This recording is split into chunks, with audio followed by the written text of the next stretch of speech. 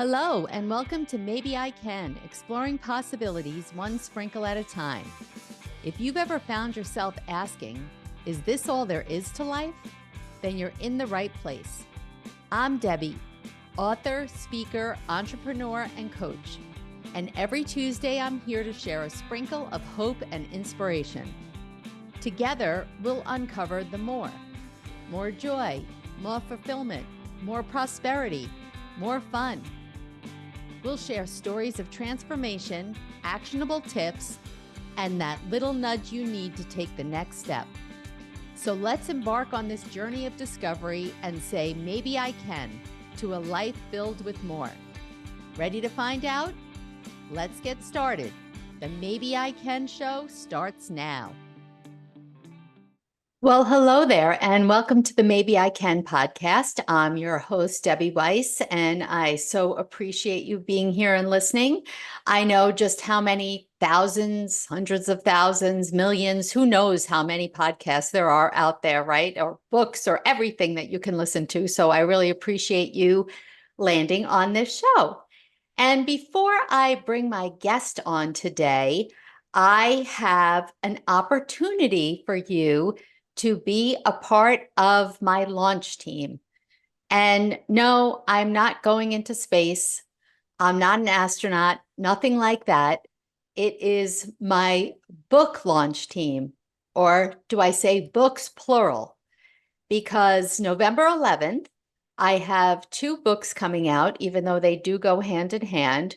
The first is The Sprinkle Effect, a guide to creating a more colorful and fulfilling life. And the second is the accompanying workbook. You don't have to buy both together. It's very nice to have both if you ask me. That's why I created them. But being part of the launch team, here is what I would be asking. I would give you the digital copy of both a few weeks before they came out. So let's say mid-October, you would get them and have a few weeks to read them on your own and prepare an honest review. I am not asking you to lie. I don't want that. Please write an honest review. And then when the book actually launches, in order to leave a verified review, you have to actually buy the books. So I then ask you for 99 cents each to buy the books, post your review on Amazon, and if you so choose, share on social media about both the books. I'd give you all that information. So you just have to copy, paste, click, that kind of thing. And then in return, you would get your choice of two different prizes. I like to call them prizes instead of gifts. So the first is your choice of a mug that have different sprinkles on them. I don't have it in front of me. I think there's like, I don't know how many. Let's say 3 to 5 different mugs. So this is, if you're watching, and now it probably looks back. Does it look backwards to you, Chris? I don't know. I think it's okay. This is a sprinkle of courage. No, it's good. It's perfect. Oh, okay, good. All right, this is a sprinkle of courage, a 15-ounce mug, or you can actually get the workbook in a printed workbook because, printing out however many, I think the workbook's 160 pages. Who wants to print out 160 pages? So I would send you that bound real book. So if you're interested, please, in the show notes, the information will be there to sign up. And if you don't see it there, then just shoot me an email at debbie@debbierweiss.com and I will send you the link. So thank you in advance. It's fun. You're going to read the books anyway, so you might as well get a little prize for doing it and only have to pay $2 for 2 books. All right. Now, without any further ado, you know what? You're my first repeat guest. So I am bringing back my friend Chris Rush, who was on the show 2 episodes ago, episode 93. So if you haven't listened to that, listen to that first because you will hear her whole backstory that we're not going to repeat again here, but she is quite an inspiration. And that's why I asked her to come back, because we kind of got halfway through, like her major, I would say, struggle of being paralyzed and told that there was a possibility she would never walk again to, walking months later because she defies all odds. And that's why I asked her to come back, because we kind of got to the part where she overcame I don't want to overcame her struggles, but got her legs back, even though she couldn't go to college when she anticipated. She went a year later, wound up meeting her wonderful husband and starting a life together. And she and I met when actually our oldest was in first grade, and her middle child, my youngest, were preschoolers. And you can't really tell from the screen anyway, but or at least I was almost 5'7". Now I'm almost 5'6". But at the time I was 5'7". How tall are you? 4'10" or 11? Hey now, come on. I was 5 foot. Oh, you I'll were? go with you. I'll go with you on that. I was 5 foot when we met. Okay. And All right. now I'm So, in the all right. fours. I'm in the Okay. So fours let's now. say 7 inches difference. There you go. I don't want to say how many pounds difference because a lot.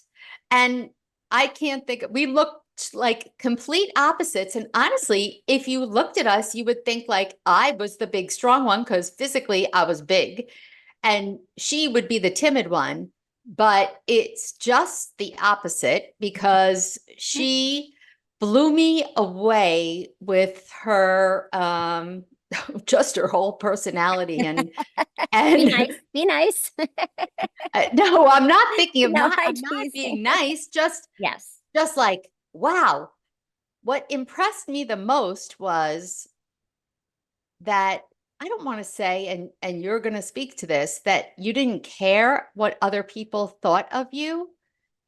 But for me, I would say that I've always been a people pleaser. I've grown up being judged or being uncomfortable and feeling unworthy because I felt judged my whole life. So I didn't want to do anything to upset the apple cart, to make people not like me, to, draw attention to myself. Where not that you were purposely trying to upset anybody, but you never let that stop you. You always stuck to your convictions. Yeah. So yeah, let's just talk a little bit. I mean, how you dealt with your kids and school and the other parents and the administrators and, all coaches and all the people. Yeah. Yeah. I think if we're picking up from, that almost like I feel like you were getting me to that, like that new beginning, right? Like I was a certain person before and kind of had to figure out how to still be that person, but in a new way. And when I got to college, I realized that physicality and the strengths that I had physically, which I thought were the reasons that gave me my strength. And I always assumed because I was successful in all these physical ways, that that's just kind of what defined me. And, then I got hurt and all those things went away. So I had to really figure out how I was going to figure out how to be an academic or a professional or hopefully a wife, and hopefully a mother one day. I had no idea if those things were possible, but I think I'd mentioned in the last podcast about the once, my baby steps that I would kind of set small goals for myself. Yep. And if I reflect back on that, I really tried not to let myself get ahead of myself. And I just get to college, I wasn't at college. I missed a whole year, get to college. And I just remember being in a state of mind of, am I going to be able to walk the campus? Am I going to be able to get from my dorm to my classrooms in time or from one class to another, like all these unknowns. And I just had to keep going backwards and saying, come this far, I'll figure it out. I've come this far, I'll figure it out. And I just feel like with every step of it, that's the thing I told myself with college, with forging relationships in college, in this body. This is what people see now. The first thing they see now when they meet me is that I have a significant limp. And that's people's first impressions.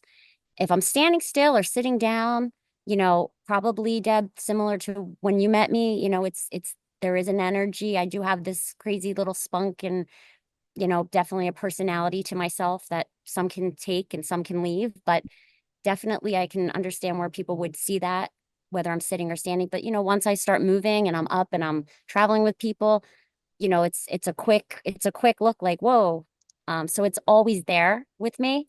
So I think for me, I decided to I can I still do it today. I'm teaching now after many, many, many years of not, since 2001. This year's my first year back in the classroom as a teacher assistant. And I'm in a building and in a school with people who don't know me at all, at all. And so this is their first time seeing me. And I am seeing these children look at me and tilt their head, and other teachers. And just yesterday, one of the professionals who worked there was walking next to me and looked at me and said, "Are you limping?"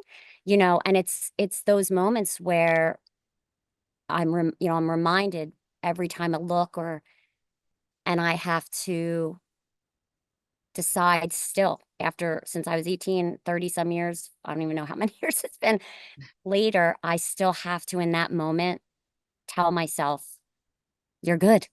I have to say it to myself. I've said it to myself 2 or 3 times yesterday, Deb. So I'm as maybe easy as I make it look, or I have to tell myself, "You're good. You're good, Chris. You're good." So I Does it just feel bother like you when people ask? I mean, do you just readily share what happened, I assume? I don't share. Oh, Either I either hope they ask, or I hope they look and then look past. mm, Um, that's always my hope. If they ask, I love to share. And it's a quick, "Oh no, I was, injured at 18 and I have this limp to thank for it," or left over yeah, from it. Or it's very quick. I don't need to go into it with people, I don't think, unless it's in a situation where it presents that I should. yeah, But I prefer people to ask. But, in this class that I'm in, not one kid has asked me yet. And the more days I come in, the less I see them looking. And so that is what I know from my life. The longer I spend with people, the less they see it and the more they see me. And right. so from the lifetime experience of it that I've had with it, I've been grateful that I've been able to hold on to those things. So then in the moments, like you said, does it bother you when people do look and stare and pass judgment? And that does happen. Um, I immediately remind myself of how many times and how many more people I've walked past that didn't. So for me, it's just that mindset of reminding myself of the majority of good that I'm getting from people, as opposed to the one or two that just, for whatever reason, don't have it in them to recognize that their reaction or their behavior or their judgment um, is their issue, not mine. Yeah. And I guess going back to what you said, it kind of has been with me even before my injury. That Yeah, it, well, exactly, yeah, exactly. And yeah, yeah, so let's fast forward to you have your kids, you have three children, yep, and you've just been, like I said, just a staunch supporter and very vocal, and at times where other people would not be vocal. Was right. that difficult? Is that just who you are?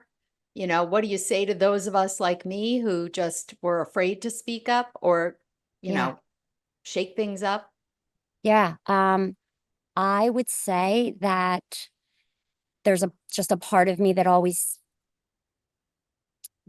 had that little voice inside that just didn't want to not would not be not heard, stifled, since I was very, very young. I remember my grandmom, uh, very staunch Irish Catholic woman, not the most pleasant, not the most loving, not the most lovable, just very strict and hard. And she was really tough on my mom, really, really tough on my mom. And I just remember being very little and feeling bad for my mom. And I might have been 5 or 6 at the oldest, and standing in my grandma's house and her disrespecting and yelling at my mom for being late. And I just stood up to my grandma. I yelled at her and I said, "Don't talk to my mom." I don't know who I think I am, but I remember that moment very vividly. And then there's moments throughout my life where I remember just, my brother. I remember being on the playground with my brother, and he was quiet and he was not this typical, football, rough and tumble guy. He was quiet, he was respectful, he was kind, he was well liked. But he just, didn't conform to the typical stereotypical boy mode that others expected him to. And I remember sticking up for him. He didn't ask me for that, but I just stuck up for him because it was what I felt it needed to be said. And throughout my life, and you've been with me in my adult life where you've seen me do that. And it's always in a place, it doesn't even have to be for my own children.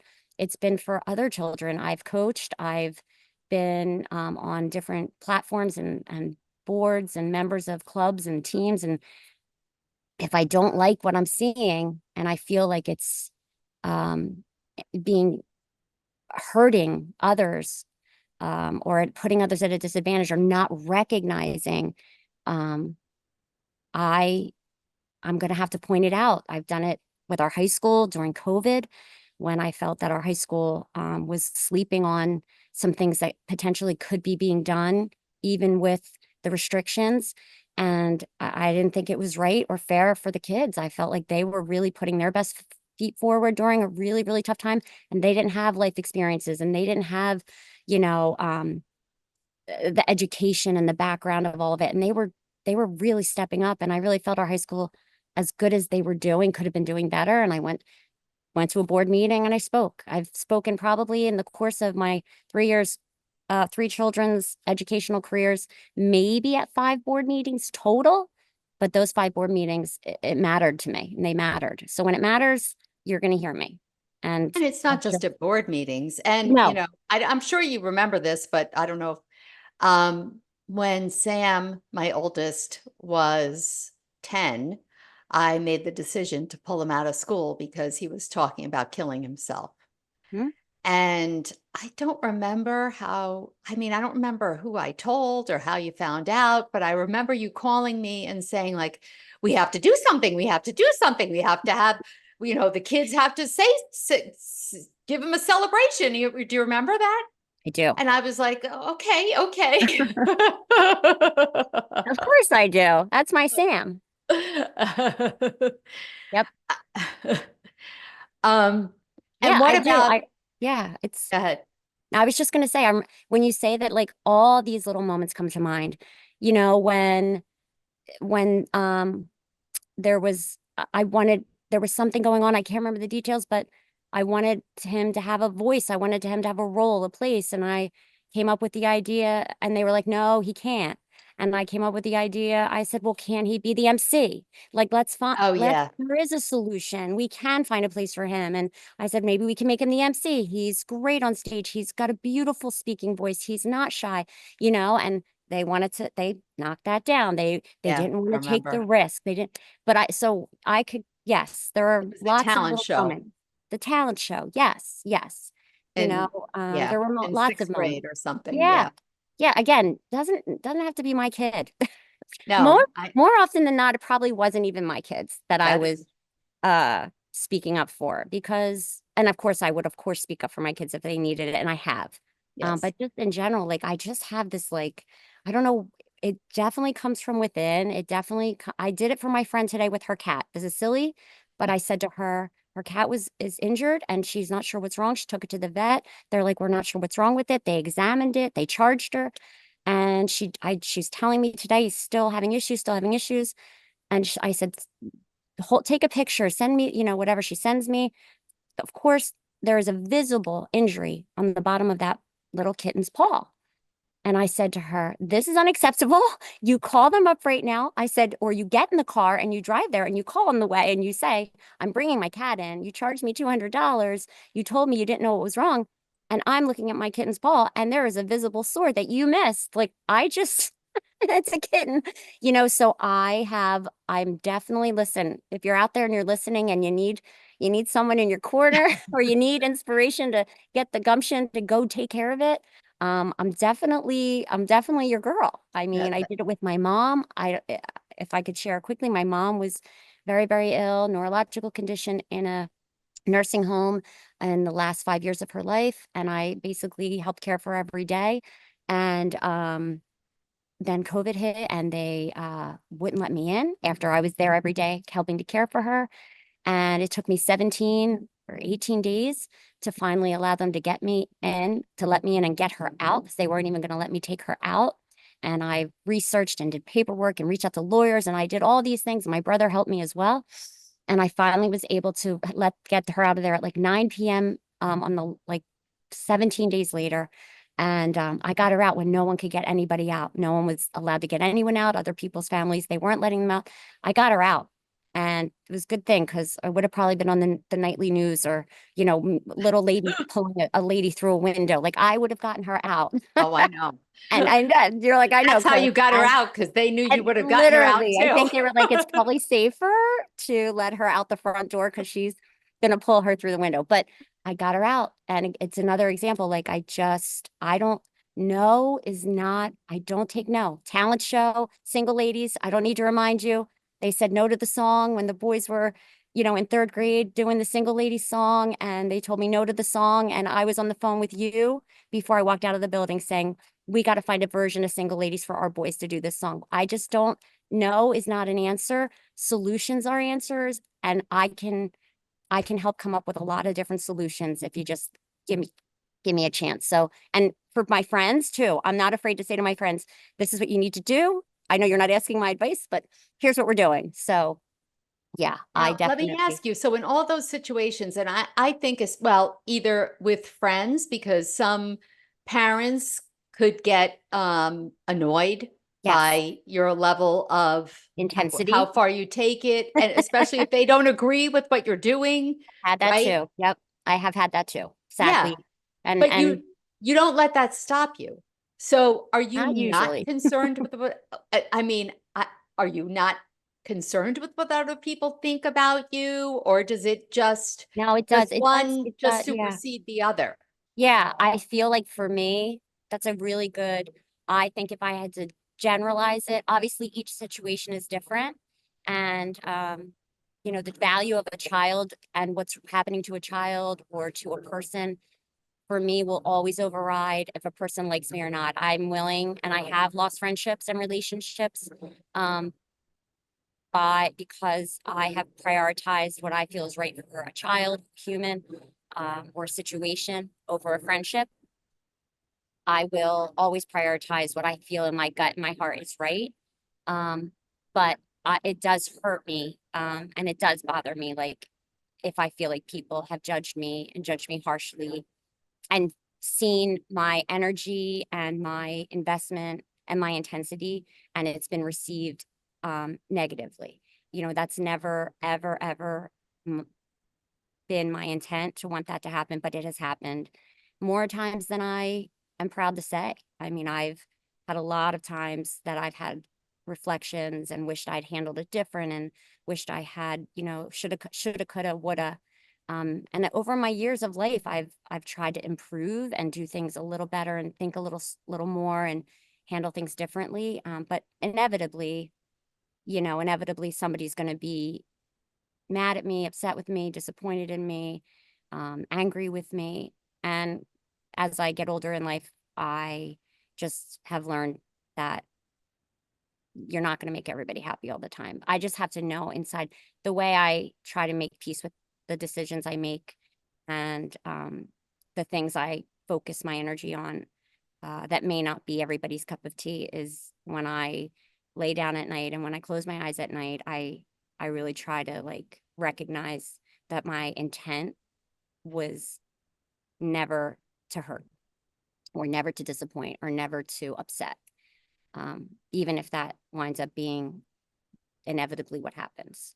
Most of the time, I think most people who get to know me and know me, I know they see me and recognize that I'm definitely built different, and I come from a different upbringing than a lot of people, especially where we live now, where I live now. It's definitely very, very different from how I grew up and where I grew up. And that part of who I am and how I grew up, it made me who I am, and I can't expect everybody to understand where I came from and to have the same perspective. And sometimes that's really hard. I think for me, the harder thing is with regard, not the judgment so much, but not really understanding where my energy and intensity comes from. It comes from a place of, a really rough beginning, Yeah. Yeah. And look, I mean, I was just actually, I'm listening to the audiobook now, like proofing it. Mm-hmm. And I was just listening to my own chapter on perspective and how we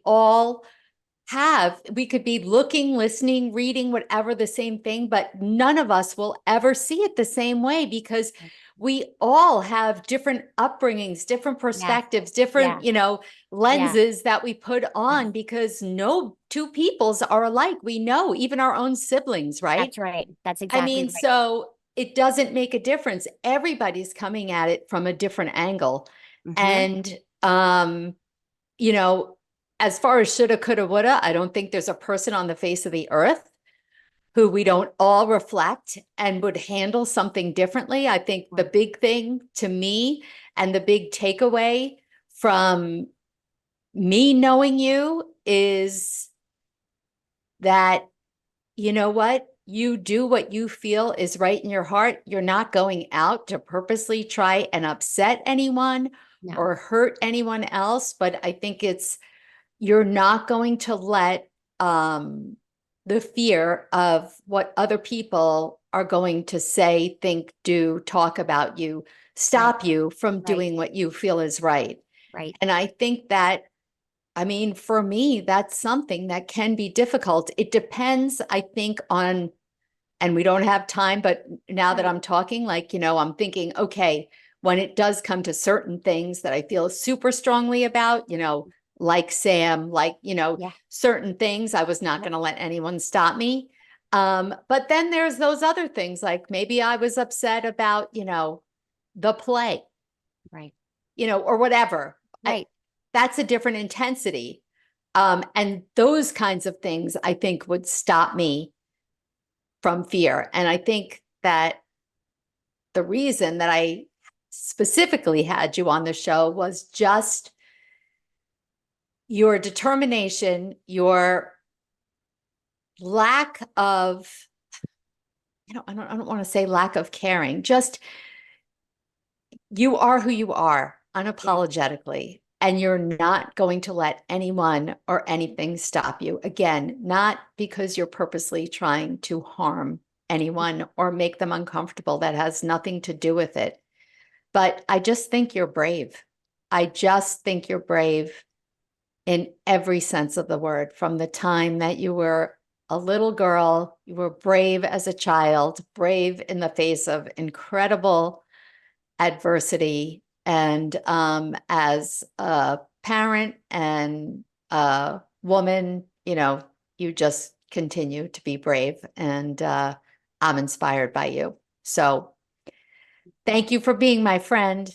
And thank you for coming on the show and sharing a little bit of your inspiration. And to everyone listening, listen, be like Chris, stick to your guns. Yes. Don't be so worried about Don't be everything scared. and everyone else. You know what's right, and go out there and do it. Trust yourself. Trust yourself. You've got Trust this. yourself. You've got That's this. it. Well, thank you again for listening. Don't forget about the launch team in the show notes. And I can't wait to see you again next week.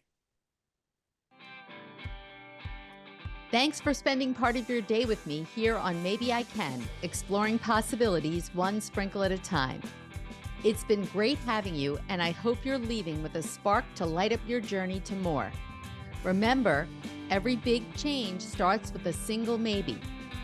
If you're ready to kickstart that change but not sure where to begin, I've got just the thing for you. Head over to download my free guide, The One Critical Step to Kickstart Change, and take that all-important first step. Let's make those maybes into reality, one sprinkle at a time. Catch you next Tuesday at 4 p.m. Eastern, 1 p.m. Pacific, with more stories, tips, and that extra push you might need. I'm Debbie saying goodbye for now, but always remember, maybe, just maybe, you can.